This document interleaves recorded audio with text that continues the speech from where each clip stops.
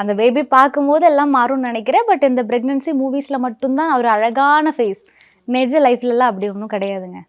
எல்லாருக்குமே சொல்கிறாங்க இல்லையா, அந்த ஆஃப்டர் பேபி வந்துட்டு ஒரு உமனோட லைஃப் வந்து 360 சேஞ்ச் ஆகிடும், ஃபுல் 360 டிகிரிக்கு சேஞ்ச் ஆகிடும், கெரியரில் அவங்களால பெருசாக ஃபோக்கஸ் பண்ண முடியாது அப்படின்லாம். நீங்கள் அதுக்கு ஏதாவது பிளான்ஸ் போட்டு வச்சுருக்கீங்களா? உங்களுக்கு ஆல்ரெடி ஒரு ரோட் மேப் இருக்கா? ஏன்னா நீங்கள் வந்துட்டு ஆல்ரெடி பிஸ்னஸ்ஸு, யூடியூபு, ஐ மீன் இன்ஸ்டாகிராம், அது எல்லாத்துலேயுமே யூ ஆர் வெரி சக்ஸஸ்ஃபுல்ன்றதுனால கேட்குறேன். உங்களுக்கு ஆல்ரெடி அதுக்கான பிளான்லாம் நீங்கள் போட்டு வச்சிட்டீங்க? கண்டிப்பாக. ஏன்னா ஃபஸ்ட்டு கல்யாணம் ஆகி நான் சொன்னேன்ல, கல்யாணம் ஆகி எப்போ பேபி வேணுங்கிற பிளான் என்கிட்ட இருந்துச்சு.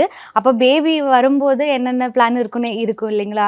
ஏன்னா எல்லாருமே பேபி ப்ரெக்னென்ட் ஆகிட்டிங்கன்னா எங்கேயாவது உட்காரணும் வீட்டுக்குள்ளே அப்படின்ட்டு ஒரு இது வச்சுருக்காங்க. பட் அப்படியெல்லாம் கிடையாது. நான் 1st மந்த்லேருந்து 9th மந்த் வரைக்கும் வேலைக்கு போனேன்.